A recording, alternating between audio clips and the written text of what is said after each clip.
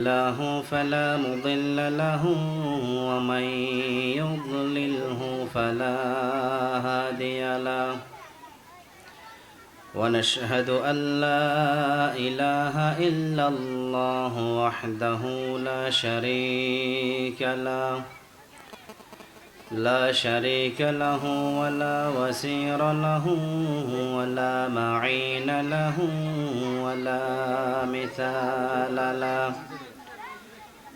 ونشهد أن سيدنا وسندنا وحبيبنا وشفيعنا ومولانا محمدا عبده ورسوله الذي أرسله بالحق بشيرا ونذيرا وداعيا إلى الله بإذنه وسراجا وقمرا منيرا فقد قال الله تعالى في كلامه المجيد وفرقانه الحميد أعوذ بالله من الشيطان الرجيم بسم الله الرحمن الرحيم شهر رمضان الذي ينزل فيه القرآن هدى للناس وبينات من الهدى والفرقان وقال الله سبحانه وتعالى أيضا لا تقربوا الزنا اللهم صل على محمد وعلى آل محمد كما صليت على إبراهيم وعلى آل إبراهيم إنك حميد مجيد اللهم بارك على محمد وعلى آل محمد كما باركت على إبراهيم وعلى آل إبراهيم إنك حميد مجيد কত জানাজার পড়েছি নামাজ দিয়েছি কত দাপন কত জানাজার পড়েছি নামাজ দিয়েছি কত দাপন কোথায় যেন আছে আমারও কোথায় যেন আছে আমারও তৈরি সাদা কাপন কত জানাজার পড়েছি নামাজ দিয়েছি কত দাপন কত জানাজার পড়েছি নামাজ দিয়েছি কত দাপন আলহামদুলিল্লাহ এসএক ড্রাইভারহাট মসজিদ ও এলাকাবাসী যৌথ উদ্যোগে আজকে আয়োজিত তাফসির মাহফিল কোরআনিক জালসা হাদিসের আসর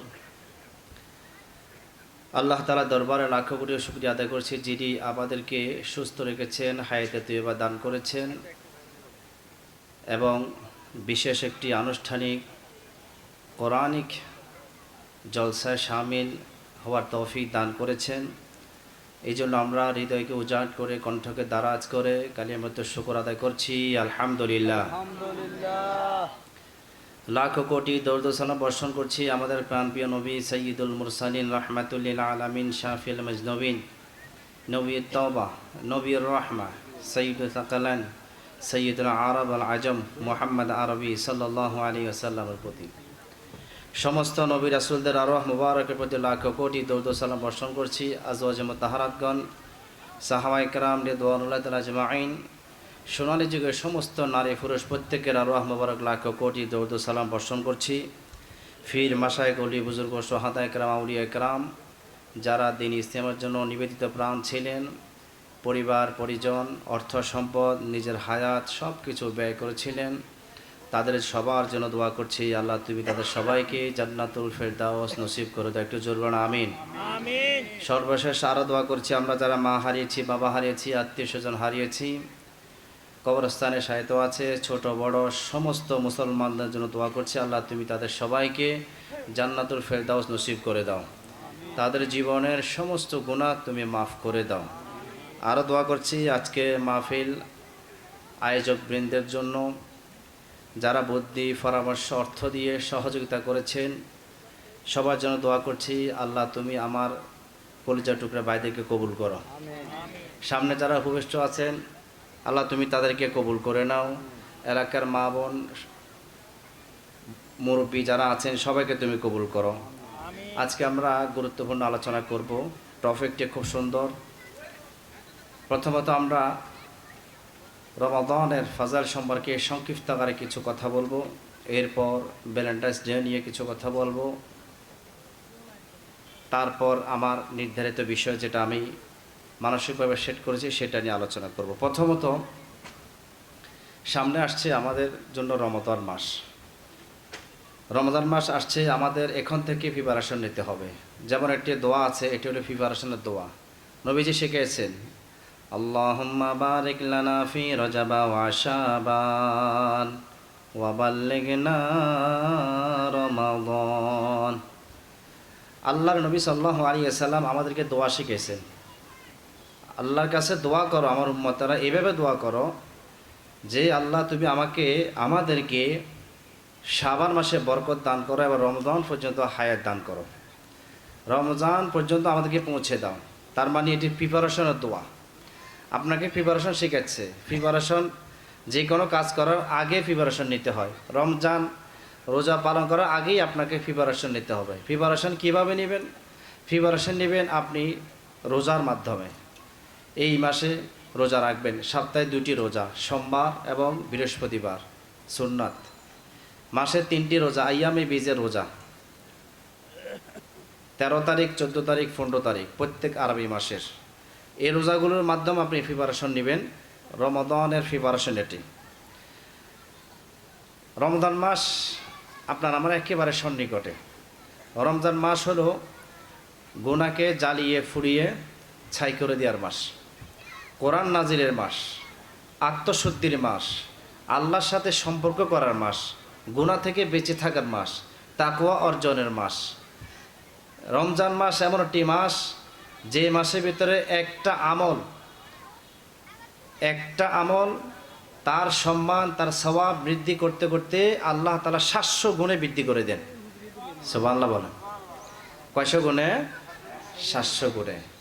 রমাদান মাসে একটা ফরজের দাম এত বেশি, রমজান একটা ফরজ আদায় করা অন্য মাসে 70টি ফরজ আদায় করার সমান সওয়াব তার আমলনামা যোগ হয়ে যায়। সুবহানাল্লাহ বিহামদি। তাহলে আমাদেরকে রমজানের প্রিপারেশন নেওয়ার দরকার আছে না নাই? সবাইকে প্রিপারেশন নিতে হবে। কোনো যুবক যারা বয়স্ক, যাদের উপর শরীয়ত ফরজ হয়েছে, তারা যেন কোনোভাবে রোজা পালন না থাকে, প্রত্যেকে যেন রোজা পালন করে, এটির একটা কথা। এরপর আমরা যে কথাটি বলতে চাই সেটি হলো ভ্যালেন্টাইন্স ডে। আপনারা জানেন আজকে এখন 13 ফেব্রুয়ারি, রাত 12টার পর থেকে শুরু হবে 14 ফেব্রুয়ারি। এই 14 ফেব্রুয়ারি এই দিবসটি খুব নির্যাতিত দিবস। এই দিবসের উপর কোটি কোটি মানুষ অত্যাচার করে, জুলুম করে এই দিবসটির উপর। আমার তো মনে হয় কিয়ামতের দিন আল্লাহ তাআলার কাছে এই দিবসটি অভিযোগ করবে আর বলবে, আল্লাহ তোমার এই বান্দাবান্দিরা আমার উপর জুলুম করেছে। আমি তো এমন একটি দিবস, যেই দিবসের মধ্যে আমি তো পবিত্র দিবস, কারণ আল্লাহ তাআলা 12টি মাসের মালিক। আল্লাহ সুবহানাহু ওয়া তাআলা বললেন, ইন্না ইদ্দাতাশ শুহুরি ইনদাল্লাহি 12 শাহরা। আল্লাহ তাআলা বললেন যে আল্লাহ তাআলার কাছে গণনার দিক থেকে মাস হলো 12টি, তার মধ্যে শাবান মাস, এবার ফেব্রুয়ারি মাসটা মিলে গেল। তো এই দিবসটি ওই সমস্ত যুবক যুবতীর বিরুদ্ধে আল্লাহর কাছে অভিযোগ দিবে যেই যুবক যুবতী এই দিবসে জেনা ব্যভিচার করে, জেনার সাথে লিপ্ত হয়, আল্লাহর বিরুদ্ধে স্লোগান দেয়, রসুলের বিরুদ্ধে স্লোগান দেয়। আল্লাহ নিষেধ করেছেন লা তাকরাবুজ জেনা, তোমরা জেনার নিকটেও যেও না, বান্দা সেটা বাস্তবায়ন করে। যেখানে আল্লাহ নিষেধ করেছেন জেনার কাছেও যেও না, সেখানে বান্দা জেনা বাস্তবায়ন করে। তাহলে এটা তো আল্লাহর বিরুদ্ধে যুদ্ধ ঘোষণার সমান। আল্লাহ সুবহানাহু ওয়া তাআলা বললেন যে জেনা করে, নারী হোক পুরুষ হোক, তাকে 100টি বেতের আঘাত দাও, দৌড়া মারো। তাহলে চিন্তা করেন, এটি হলো এখন এই যে রাত 12টার পর থেকে যারা শুরু হবে, সেটা হবে জেনা দিবস শুরু হবে। তো এটা কি এই দিবসের উপর অত্যাচার হলো কি না? এই দিবসের উপর জুলুম করা হয়েছে। কত যুবক যে তার যৌবন হারাবে, কত যুবতী যে তার কুমারিত্ব হারাবে, তার কোনো শেষ নেই। এবং সারা রাত, এই রাত্রিতে আল্লাহ এবং রসুলের বিরুদ্ধে যুদ্ধ ঘোষণা করবে তারা। আল্লাহ তাআলা আমাদের মুসলিম তরুণ তরুণীকে, যুবক যুবতীদেরকে এই মহা পাপ থেকে হেফাজত করুন, জোর বলুন আমিন। পাশাপাশি আরেকটা বিষয় যোগ করতে চাই, সেটা হলো সলাত। আমাদের মুসলিম ইউনিটি, এই মুসলিম ইউনিটিগুলো আজকে সলাত বিবর্জিত। এখানে অল্প কয়েকজন মানুষ আপনারা বসা আছেন, বাজারে কি লোকের অভাব আছে? অনেক মানুষ, বাহিরে অনেক মানুষ। সমাজের যে মানুষগুলো আছে পুরুষ, তারা যদি মসজিদে গিয়ে হাজির হয়, 5 ওয়াক্ত নামাজে অ্যাটেন্ড করে, মসজিদ, আমাদের এই মসজিদ নিচতলা কেন, দোতলা কেন, 3তলাও জায়গা হবে না। তাহলে মুসলমান নামাজ ছাড়া থাকে কিভাবে? যে নামাজ পড়ে না সে মানুষই না। বলেন, যে নামাজ পড়ে না সে মানুষই না। তার মধ্যে আর পশুর মধ্যে কোনো ব্যবধান নাই, তার সাথে শিয়ালের সাথে তেমন কোনো ব্যবধান নাই, তার সাথে কুকুরের সাথে তেমন কোনো ব্যবধান নাই, তার সাথে শৃগালের সাথে তেমন কোনো ব্যবধান নাই, তার সাথে বনের হায়নার সাথে তেমন কোনো ব্যবধান নাই। যে সালাত আদায় করে না সে পশু, পশু, পশু, সে মানুষ না। যে ইমানদার ঘোষণা দিয়েছে আমি লা ইলাহা ইল্লাল্লাহ, এই কথা বলার সঙ্গে সঙ্গে তাকে নামাজে হাজির হতে হবে। রাসূল সাল্লাল্লাহু আলাইহি ওয়াসাল্লাম বলেছেন, মান তারাকা সালাতা মুতাআম্মিদান ফাকাদ কাফারা। যে ব্যক্তি ইচ্ছাকৃতভাবে নামাজ ছেড়ে দিল সে তো কুফরি করলো। সে কি করলো? কুফরি করলো। ইমাম শাফি আলী রহমা বললেন সে তো কাফের হয়ে গেছে, তাকে হত্যা কর, হত্যা। হানাফি মাযহাব বললে তাকে জেলখানা পাঠিয়ে দাও। আপনি চিন্তা করছেন? আজকে মুসলমান নামাজ না পড়ে আবার বলে আমার ইমান অনেক শক্ত। বলে কিনা? বলে নামাজ না পড়ে বলে যে আমার ইমান শক্ত। নবীজি বলেছে নামাজ না বলে সে কুফরি করে, আর নবীর উম্মত দাবি করছে কি আমি নামাজ না পড়লে আমার ইমান অনেক শক্ত। ইমান শক্ত না, ইমান তো নাই, শক্ত হবে কোত্থেকে? ইমান নাই। ইমান থাকলেই তো ইমান শক্ত নরমের কথা আসবে। নামাজ ছেড়ে দিলে ইমান এমনি চলে যায়, অটোতে চলে যায়। রাসূলুল্লাহ সাল্লাল্লাহু আলাইহি ওয়াসাল্লাম বলেছেন, সর্বশেষ তিনি যেই উম্মতের উপর আশঙ্কা করতেন, বেশি থেকে বেশি আশঙ্কা করতেন, সেটি হলো আসসালাত, আসসালাত, আসসালাত ফিমা মালাকাত আইমানুকুম। নবীজি সাল্লাল্লাহু আলাইহি ওয়াসাল্লাম সালাতের ব্যাপারে বেশি উম্মার এই দুরবস্থা নিয়ে নবীজি সাল্লাল্লাহু আলাইহি ওয়াসাল্লাম বেশি থেকে বেশি ভয় করতেন, আশঙ্কা করতেন। কারণ আমার উম্মত যেই দিন থেকে নামাজ ছেড়ে দিবে সেই দিন থেকে উম্মতের পতন শুরু হয়ে যায়। হামাসের একজন নেতা, আপনারা তো জানেন যে ফিলিস্তিন ইসরায়েলের সাথে যুদ্ধ করছে, যে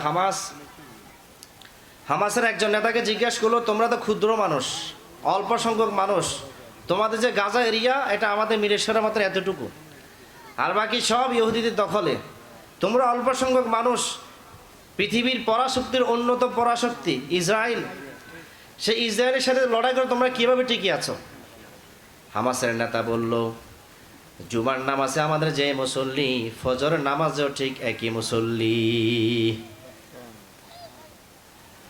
জুমার নামাজে যতগুলো মুসল্লি হয়, সেই মুসল্লিগুলো আবার ফজরের সালাতে অ্যাড হয়। তার মানে বোঝা গেল, যেখানে মুসলমানরা 5 ওয়াক্ত নামাজে হয়ে যাবে, সেখানে আল্লাহ তাআলা মুসলিম জাতিকে বিজয় দান করবেন। তাম দুনিয়া যদি তাদের বিরুদ্ধে যুদ্ধ ঘোষণা করে, তারপর আল্লাহ তাআলা ওই স্বল্প সংখ্যক লোককে বিজয় দান করবে। সুবহানাল্লাহ ওয়া বিহামদিহি। এক পর্যায়ে দেখা যায় ইসরায়েল মানসিকভাবে বিপদগ্রস্ত, পরাজিত। আরো যে ক্ষুদ্র দল, তারা মানসিকভাবে বিজয়ী। কেন? তাদের সম্পর্ক আল্লাহর সাথে। তাদের সম্পর্ক কার সাথে? আল্লাহর সাথে। যার সম্পর্ক আল্লাহর সাথে, তাকে পৃথিবীর আবার কে দমাবে, কে রোখাবে, কে বাধা দিবে? পৃথিবীর কেউ আর তার সাথে পারবে না। যার সম্পর্ক হবে আল্লাহর সাথে, তাম দুনিয়া যদি তার বিরুদ্ধে যায়, তাও কিছু আসে যায় না। আল্লাহ তাআলার সাথে যার সম্পর্ক বেশি থেকে বেশি হবে, ওই বান্দা যেদিকে যাবে, আল্লাহ তাআলা ওই বান্দার উপর স্পেশালি সাহায্য নাজিল করবে। 5 ওয়াক্ত নামাজ। একটা দুর্বল হাদিস আছে, যে ব্যক্তি নামাজ পড়ে নাই, সে কিয়ামতের দিন ফেরাউনের সাথে থাকবে, হামানের সাথে থাকবে, কারুনের সাথে থাকবে, উবাই ইবনে খালবের সাথে থাকবে। চিন্তা করছেন? ফেরাউন কি জান্নাতি না জাহান্নামী? জাহান্নামী। কারুন কি জান্নাতি না জাহান্নামী? হামান জান্নাতি না জাহান্নামী? উবাই ইবনে খালব জান্নাতি না জাহান্নামী? জাহান্নামী। জাহান্নামীদের সাথে থাকা মানে ওই ব্যক্তিও জাহান্নামী। ওই ব্যক্তি কি? জাহান্নামী। কিয়ামতের দিন সর্বপ্রথম যে হিসাব নেওয়া হবে, সেটা হলো সালাতের হিসাব। আউয়ালু মা ইউহাসাবু বিহিল আবদু ইয়াউমাল কিয়ামাতি আস-সালাত। নবীজি সাল্লাল্লাহু আলাইহি ওয়াসাল্লাম বললেন, আমার মুসলিম উম্মতের থেকে কিয়ামতের দিন যে সর্বপ্রথম যে হিসাব নেওয়া হবে, সেটা হলো নামাজের হিসাব। যে মুসলমান নামাজ পড়ে নাই, যে মুসলমান নামাজের ধারে ধারে নাই, যে মুসলমান নামাজের কাছেও যায় নাই, জীবনের পশ্চিম দিকে ফিরে আছাড়ও খায় নাই, আল্লাহর কাছে মাথা নত করে নাই, ওই মুসলমান কোশ্চিন কাল জান্নাতে যাওয়া তার জন্য কঠিন হয়ে যাবে। কঠিন থেকে কঠিন হয়ে যাবে, কঠিনতর হয়ে যাবে, শুধু সালাত ছেড়ে দেওয়ার কারণে। নবীজি সাল্লাল্লাহু আলাইহি ওয়াসাল্লাম বলেছেন, যে ঘরের ভিতরে বেনামাজি থাকবে, ওই ঘরের উপর আল্লাহর রহমত আসে না। বিশেষ রহমত যেটা একজন নামাজের উপর নাজিল হয়, সেই রহমত ওই ঘরের উপর আসে না যে ঘরে বেনামাজি বসবাস করে। এবং যারা নামাজ ছেড়ে, তাদেরকে আসমানবাসী ঘৃণা করে, জমিনবাসী ঘৃণা করে, সাগরে মৎস্য পর্যন্ত ঘৃণা করে, পশু পাখি পর্যন্ত তাদেরকে ঘৃণা করে, ফেরেশতারা পর্যন্ত তাদের উপর লানত দিতে থাকে। যে ব্যক্তি নামাজ পড়ে না, সে হলো ঘৃণিত মানুষ, সবচেয়ে নিকৃষ্ট মানুষ। সে যদিও সমস্ত দুনিয়ার অর্থ সম্পদের মালিক হয়, তারপরে কিছু আসে যায় না। মানুষ তো আজকে সফলতা খুঁজে অর্থের মধ্যে, কোটি কোটি টাকার মধ্যে মানুষ আজকে সফলতা খুঁজে। সফলতা খুঁজতে খুঁজতে এক পর্যায়ে নিজের মাথা চুলগুলোও নাই, অশান্তি আর অশান্তি, সফলতা খুঁজে পায় না, পুরা জীবনটা শেষ করে দিল। 80 বছর হায়াত সবটাই শেষ হয়ে গিয়েছে। আল্লাহর নবী বলেন, সফলতা দুনিয়ার মধ্যে নাই, সফলতা হলো কেবল ঈমান এবং সালাতের মধ্যে। একজন মানুষ একেবারে গরিব, হত দরিদ্র, সকালে কাজে যায়, কোনো নামাজ কলমা পড়ে, হালাল হারাম বিবেচনা করি চলে, আল্লাহকে ভয় করে, তার কাছে তেমন অর্থ সম্পদ নাই, এই লোকটা সফল। আর যে ব্যক্তি কোটি কোটি টাকার মালিক, 10 তলা 20 তলা বিল্ডিংয়ের মালিক, আমাদের মিরেশ্বর আমাদের এরকম একটা এরিয়ার মালিক, কিন্তু নামাজ পড়ে নাই, ঈমান নাই, আল্লাহর সাথে সম্পর্ক নাই, এই লোকটা সফল না। এই লোকটা কি না? সফল না। এই লোকটা বিফল, এই লোকটা ব্যর্থ, এই লোকটা নাকামিয়াব, এই লোকটা ক্ষতিগ্রস্ত। কোরআনে কারিমে আল্লাহ তাআলা বলেন, ওয়াল নাস ইন্নাল ইনসানা লাফি খুসর, ইল্লাল্লাযীনা আমানু ওয়া আমিলুস সলিহাত। আল্লাহ তাআলা বলেন ওয়াল আস, সময়ের কসম, আসরের সময়ের স্পেশালি কসম করলেন, যেহেতু ওই আসরের সময় বান্দাবান্দি দোয়া কবুল হয়। এরপর আর একটা ব্যাখ্যা হলো যুগের কসম। এটা তো বর্তমান আধুনিক চলের আধুনিক যুগ, তার আগে ছিল রেনেসাঁ যুগ, এর আগে ছিল মধ্যযুগ। আল্লাহ তাআলা বলেন ওয়াল্লাস, সমস্ত যুগের কসম, আধুনিক যুগ হোক না কেন, রেনেসাঁ যুগ হোক না কেন, মধ্যযুগ হোক না কেন, সমস্ত যুগের কসম। ইন্নাল ইনসানা লাফি খুস, সমস্ত মানুষ ক্ষতিগ্রস্ত। সমস্ত মানুষ কি ক্ষতিগ্রস্ত? ইল্লাল্লাযীনা আমানু, তবে যারা ঈমান এনেছে তারা ক্ষতির মধ্যে নাই। সুতরাং আমরা যারা ঈমানদার ঘোষণা দিয়েছি, আমাদের প্রথম কাজ হলো সালাত আদায় করা। যে ঈমানদার সালাত আদায় করবে না, সালাতের সাথে সম্পর্ক রাখবে না, সালাত আদায় না করতে না করতে একটা সময় তার ঈমানটা চলে যাবে।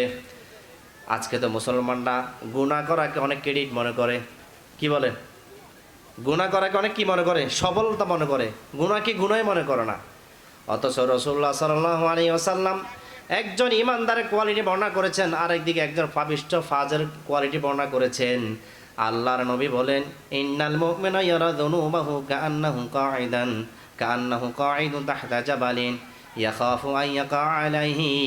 আল্লাহর নবী বলেন ইন্নাল মুমিনা ইয়ারা যুনুবাহু, একজন ইমানদার সে গুনাহকে এমনভাবে দেখে, এমন মনে করে সে যেন একটা পাহাড়ের নিচে বসবাস করছে, আর পাহাড় তার মাথার উপর, যেই কোনো মুহূর্তে পাহাড় ধসেতে সে ধ্বংস হয়ে যেতে পারে, সে গুনাহকে পাহাড়ের মতো মনে করে। যে মানুষটি পাহাড়ের নিচে বসবাস করে সে কখনো শান্তিতে থাকে না। বিশেষ করে বৃষ্টির মৌসুমে যখন বৃষ্টি হয়, বিভিন্ন জায়গায় পাহাড় ধসে মানুষ মারা যায়, বাড়িঘর ধ্বংস হয়ে যায়। আচ্ছা আপনারা বলুন তো, পাহাড়ের নিচে যারা থাকে এই মানুষগুলোকে নিরাপদে থাকে? কেউ নিরাপদে থাকে না, অশান্তিতে থাকে, টেনশন থাকে মাথায়, কোন সময় পাহাড় ভেঙে আমার জীবনটা চলে যায়। একজন ইমানদার সে গুনাহকে পাহাড়ের মতো মনে করে, তার মানে হলো সে গুনাহ থেকে নিজেকে দূরে রাখে। এখানে যারা বসছেন সিগারেট খান না? কে কে একটা হাত তুলতে বললে হাত তুলতে পারবেন? মাশাআল্লাহ মাশাআল্লাহ, সিগারেট খায় না, বাহ বাবা, শুকরান লিল্লাহ। আমাদের এলাকা তো অনেক উন্নতি হয়েছে ভাই। কি রে, আমাদের এলাকায় অনেক উন্নতি হয়েছে। আমাদের হুজুর মনে আলোচনা করছেন লাগে, হ্যাঁ? যা এখানে অনেকগুলো এমন লোক আছে যে সিগারেট খান, তবে হাত তুলেছেন। তো তার জন্য দোয়া, আপনি সিগারেট ছেড়ে দিবেন। সিগারেট খেলে আল্লাহ খুশি হয় না বেজার হয়? একটু বলুন তো, সিগারেট খেলে আল্লাহ খুশি হয় না বেজার হয়? তো আল্লাহকে বেজার করলে কি আমি জান্নাতে যেতে পারবো? দুনিয়াতে এসেছে কি আল্লাহকে খুশি করার জন্য নাকি বেজার করার জন্য? বলে কাকে খুশি করার জন্য এসেছি আমরা? আল্লাহকে খুশি করার জন্য এসেছি। সুতরাং গুনাহ করলে আল্লাহ খুশি হবে না। কোরআনে কারিমে আল্লাহ তাআলা বলেন ওয়াদারু যাহিরাল ইসমি ওয়া বাতিনা। আল্লাহ তাআলা বলেন ওয়াদারু, তোমরা দূরে থাকো, দূরে থাকো, যাহিরাল ইসমি ওয়া বাতিনা, গোপন গুনাহ প্রকাশ্য গুনাহ থেকে। যেখানে গোপন গুনাহ দেখবা সেখান থেকে দূরে থাকো, প্রকাশ্য গুনাহ থেকে দূরে থাকো। আচ্ছা আপনারা বলেন তো, আমাদের ঘরগুলোর ভিতরে ডিশ লাইন আছে না নাই? ওয়াইফাই চালান না? ডিশ লাইন চলে না? আইব বেচুর গান চলেনি? কিরণমালা চলেনি? হ্যাঁ, জি বাংলা, জি গোল্ড, ভারতের 36টি চ্যানেল। এই জন্য আজকে আমাদের পতন। যে ঘরের ভিতরে গুনাহ 6 লাখ, যেই ঘরের মানুষ গুনাহ কামাতে কামাতে অভ্যস্ত, গুনার ভিতরে মজা পায়, ওই লোকটা একদিন বেঈমান হয়ে মারা যাবে। আল্লাহর নবী বলেন ইন্নাল ফাজরা ইয়ারা যুনুবাহু। আল্লাহর নবী বলেন, পাপিষ্ঠ লোকের আলামত বর্ণনা করতে গিয়ে বললেন, ওই ব্যক্তি পাপিষ্ঠ লোক, সে যখন কোনো গুনাহের পরিবেশ দেখে, সে এমন মনে করে যে তার নাকের সামনে দিয়ে একটা মাছি গেল, বো করে মাছি গেল, এটাকে যেমন সে হালকা মনে করে, ঠিক তদ্রূপভাবে গুনাহকে সে হালকা মনে করে। এটা হলো পাপিষ্ঠ লোকের আলামত। কিসের আলামত? আপনি যে সিগারেট খান, এটাকে তো আপনি গুনাহই মনে করেন না। গুনাহকে গুনাহ মনে করে করা এটা যেমন গুনাহ, গুনাহকে গুনাহ মনে না করে গুনাহ করা এটা আরো মারাত্মক গুনাহ। এবং গুনাহকে হালাল মনে করা কাফের হয়ে যাওয়া। ঈমান ভঙ্গের মোটামুটি প্রায় 10টি কারণ। মৌলিকভাবে তার মধ্যে হতে একটি কারণ হলো আল্লাহ যেটা হালাল করেছেন সেটাকে হারাম মনে করলে ঈমান নষ্ট হয়ে যাবে। এবং আল্লাহ যেটাকে হারাম করেছেন সেটাকে হালাল মনে করলে তাও ঈমান নষ্ট হয়ে যাবে। সুতরাং ইসলামে যেটাকে হালাল বলেছেন সেটা আপনি হালাল হিসেবে গ্রহণ করবেন, ইসলাম যেটাকে হারাম বলেছেন সেটাকে হারাম হিসেবে গ্রহণ করবে, তাইলে ঈমানদার। সুতরাং সিগারেট খাইলে কি লাভ আছে না উপকার? লস। হ্যাঁ, মুখে দুর্গন্ধ হয়, হয় কি না? ঠোঁটগুলো কালো হয়ে যায়। এরপরে সিগারেটের ফ্যাকারির ভিতরে লিখে দে সিগারেট খেলে ক্যান্সার হবে। গলা যে নষ্ট হয়েছে একটা ফিকও দিয়ে দিয়েছে। সিগারেট ধোঁয়ার কারণে ফেরেশতা পর্যন্ত তার কাছে আর আসে না, তাকে লানত দিতে থাকে। এবং আগুন খাওয়া হারাম। আপনি সিগারেট টান দিলেন, এই যে ধোঁয়া টান দিলেন, এটা পেটে চলে গেল, আবার নাকে দিয়েও বের করলেন, এটা আপনার হারাম কাজ করলেন। কি করলেন বলেন? আজকে তো মনে মনে সাইবুল হুজুর বাজার পায় নাই, আমাদেরকে ধরছে না। সামনে রমজান আসতেছে, আপনি প্রিপারেশন নেন, গুনাহ থেকে এখনই দূরে থাকেন। রাসূলুল্লাহ সাল্লাল্লাহু আলাইহি ওয়াসাল্লাম হাদিস তিরমিজি শরীফের বর্ণনা, নবীজি বললেন যখন রমজান আসে, রমজান আসার সঙ্গে সঙ্গে একজন ফেরেশতা আসি আহ্বান করতে থাকে, নেককারদেরকে বলেন, ইয়া বাগিয়াল খায়র, হে নেককার লোকেরা, হে নেককার লোকেরা তোমরা, হে নেককার লোকেরা তোমরা নেক কাজ বেশি বেশি করতে থাকো। এরপরে ওই ফেরেশতা ডাক দিয়া বলেন, ইয়া বাগিয়াশ শার, হে খারাপ লোকেরা মন্দ লোকেরা, আকসির তোমরা কেন থেমে যাও, আর গুনার কাজ করিও না। তার মানে বোঝা গেল আপনাদের সামনে যে আমি এই জন্য আলোচনা করতেছি, যাতে করে আপনারা গুনাহ থেকে বাঁচতে পারেন আর আল্লাহকে খুশি করে জান্নাতে চলে যেতে পারেন।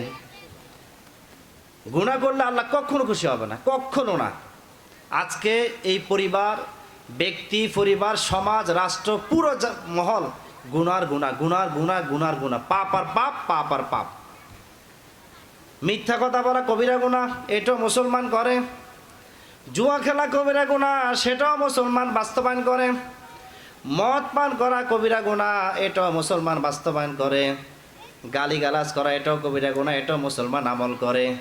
মানুষকে ঠকানো এটাও কবিরা গুনাহ, এটাও মুসলমান করে। নামাজ ছেড়ে দেওয়া কবিরা গুনাহ, এটাও মুসলমান বাস্তবায়ন করে। বিবির হক নষ্ট করা এটাও কবিরা গুনাহ, আবার স্বামীর হক নষ্ট করা এটাও কবিরা গুনাহ, এটাও মুসলমান করে কিনা? আর একজনের আইল ঠেলাঠেলি করা এটাও কবিরা গুনাহ, এটাও মুসলমান করে। রাস্তা থেকে ইট চুরি করা এটাও গুনাহ, এটাও ইট চুরি করে। আছে না নাই? গুনাহের কোনো অভাব নাই। চিন্তার মধ্যে গুনাহ, দর্শনের মধ্যে গুনাহ, হৃদয়ের ভিতরে গুনাহ, দৃষ্টিভঙ্গিতে শুধু গুনাহ আর গুনাহ। এই এত গুনার পাহাড় নিয়ে আপনি কিভাবে ইতমিনানে ঘুমান যে আপনি জান্নাতে চলে যাবেন? এত জান্নাত কি মামার বাবুর কেলা, নানার বাড়ি কেলানো তো? এটা বললে যে জান্নাতে চলে যাবেন। জান্নাতে যেতে হলে আল্লাহর নাফরমানি করা যাবে না। যারা মদ পান করেন একটু ওয়াজটা শুনে নেন। নবীজি সাল্লাল্লাহু আলাইহি ওয়াসাল্লাম মদ পানকারীকে সামনে ফাইলে জুতা দিয়ে মারতেন, আর খেজুর গাছের ডাল দিয়ে মারতেন। কি দিয়ে? খেজুর গাছের ডাল এবং জুতা দিয়ে মারতেন। নবীজি মারতেন। আপনি যে নবীর উপর ঈমান এনেছেন সে নবী মারতেন। এবার আপনি চিন্তা করেন, আপনি যখন মদ পান করবেন আপনার নবী আপনার উপর খুশি না, আর সেই নবী যদি আপনার উপর খুশি না থাকে, কিয়ামতের দিন নবী আপনাকে সুপারিশ করবে না, কোনোভাবেই করবে না, কারণ আপনি নবীকে কষ্ট দিয়েছেন। কোরআন কারিমে আল্লাহ তাআলা বললেন, লাকাদ কানা লাকুম ফি রাসূলিল্লাহি উসওয়াতুন হাসানাহ। আল্লাহ তাআলা বললেন তোমাদের জন্য সর্বোত্তম আদর্শ হলো মুহাম্মদ সাল্লাল্লাহু আলাইহি ওয়াসাল্লাম আদর্শ। মুহাম্মদ থেকে অন্য কারো আদর্শ যদি উত্তম মনে করো তাহলে ঈমান নষ্ট হয়ে যাবে। একমাত্র কেবলমাত্র শুধুমাত্র মুহাম্মাদের আদর্শ দিয়ে তোমরা জান্নাতে যাবা। যেই নবী তোমাকে মদ পান করতে নিষেধ করেছেন, সেই নবীর নিষেধকৃত বস্তু যদি আপনি আহার করেন তাহলে তো আপনি নবীকে কষ্ট দিলেন। কোরআন কারিমে আল্লাহ তাআলা বলেন,